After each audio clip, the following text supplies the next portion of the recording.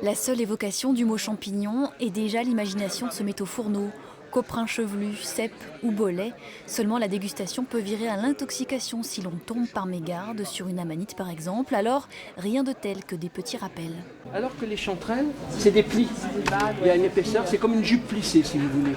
Dès que l'humidité se fait sentir dans les sous-bois, la cueillette est une tradition avec plus ou moins de précautions. On a deux paniers. Un panier dans lequel on met les champignons où on est sûr de les reconnaître.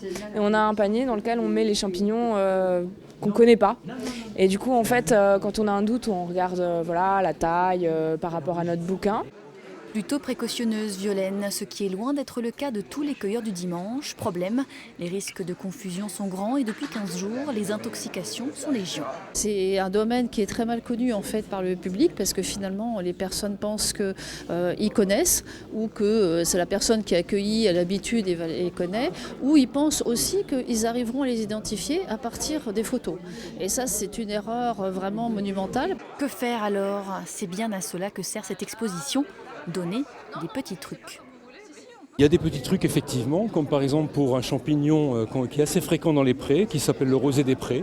Vous avez une possibilité de le distinguer d'un champignon qui lui est toxique, tout simplement en frottant le dessus du chapeau par exemple ou le pied. Et on va voir qu'il va y avoir assez rapidement un jaunissement intense. Et ce jaunissement est un indicateur qui nous permet à nous de dire le champignon n'est pas comestible. Et puis ne cueillir que ce que l'on connaît, prévoir plusieurs sachets pour séparer les différentes sortes de champignons et surtout, s'il y a doute, demander conseil à un mycologue ou s'abstenir.